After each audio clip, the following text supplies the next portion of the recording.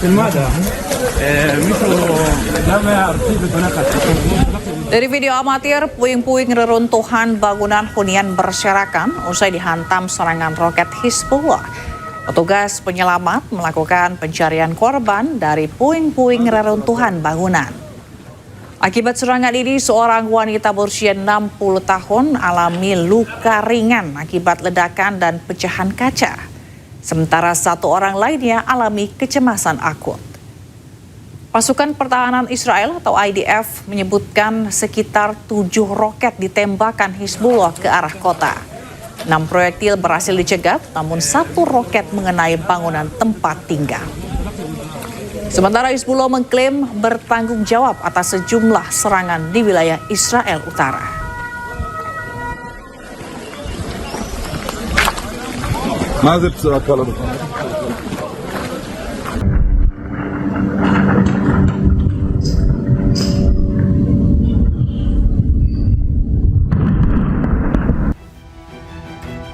Aksi keji serangan Israel ke Lebanon mengingatkan masyarakat internasional atas serangan ke Palestina.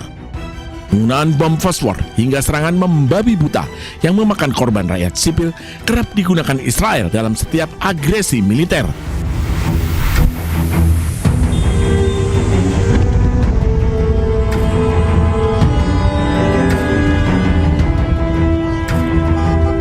Delapan kota menjadi target serangan Israel. Dalam 10 menit, 100 target menjadi sasaran serangan Israel. Serangan ini pun memicu reaksi keras dunia internasional. Perdana Menteri Spanyol, Pedro Sanchez, mengingatkan agar jangan biarkan Lebanon jadi Gaza kedua. Y de un orden global basado en reglas. No podemos quedarnos solamente con, el lamento, la frustración. En fin, basta con mirar a Gaza para ver cuáles son las consecuencias de esta violación que se está haciendo del derecho internacional. Por eso, desde Europa también debemos ser claros, porque hay muchos países de ese llamado sur global que están mirando a Europa y que lo que quieren es que no cometamos esto de los dobles estándares, de la doble vara de medir en función de cuál sea el caso, si afecta más o menos a Europa. No permitamos una nueva Gaza en el Líbano. Sementara Perdana Menteri Israel, Benjamin Netanyahu, tegaskan tidak akan berhenti menyerang Lebanon. לכם והם נלחמים היטב, המלחמה נמשכת, כולל בתוך רצועת הביטחון בלבנון שבאה איתי לפני שעה קלה. מה שאנחנו רואים זה שאנחנו סיכלנו את איום הפלישה מלבנון באמצעות רצועת הביטחון הזאת, מרחיקים את סכנת ירי הנ"ט.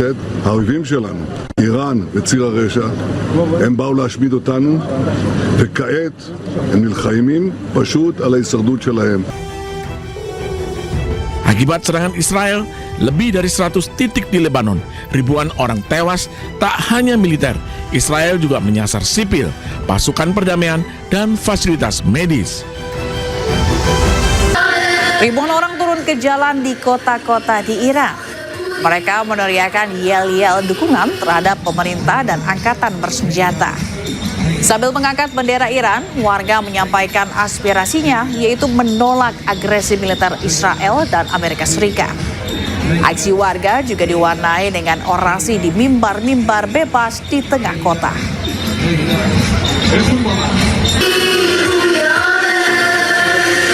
Masalah kesemangatannya rakyat, alhamdulillah tidak ada perubahan. Setiap malam dan bahkan sebagian hari, rakyat Iran turun ke jalan untuk mendukung pemerintah karena sebagaimana yang kita ketahui, Iran itu adalah negara demokratis dan suara rakyat itu mereka mau perlihatkan kepada militernya dan juga kepada pemerintahannya bahwa kita mendukung semua keputusan yang diputus oleh militer ataupun oleh pemerintah Iran. Itu dari sisi pihak rakyat Iran. Kalau mengenai masalah pemerintahan dan kebijaksanaannya Iran, itu juga belum dirubah. Iran mau memastikan bahwa hak-hak asasinya dia dipastikan setelah serangan ini atau setelah perperangan ini.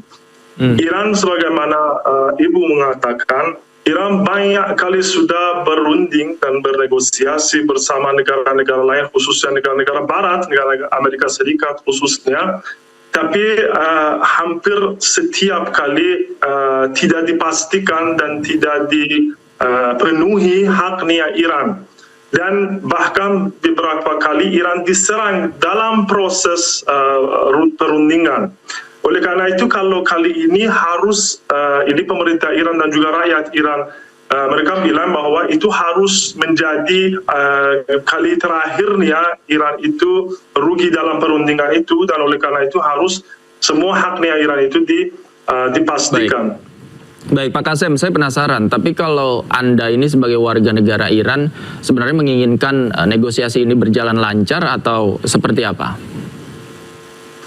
Ya, pasti prioritas kami ini adalah negosiasi sebagaimana yang Iran memperlihatkan kepada dunia bahwa pasti pilihan pertamanya kami itu adalah negosiasi, tapi negosiasi itu kita ketahui harus ada bersama orang yang bisa paham negosiasi, tidak mau mendikte. Sayangnya Amerika Serikat sampai sekarang dia mau hanya mendikte keinginannya dia kepada negara-negara lain, bukan hanya itu Iran. Kita ketahui bahwa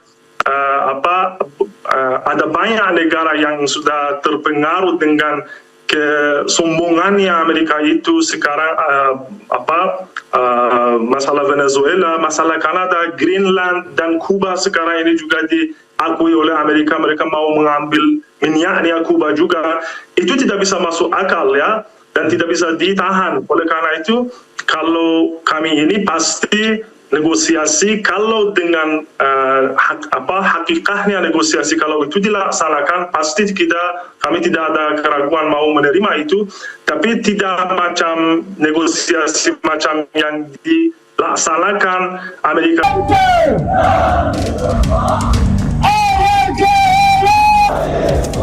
Ribuan orang berkumpul di Skardu, Baltistan, Pakistan menentang agresi militer AS Israel terhadap Iran.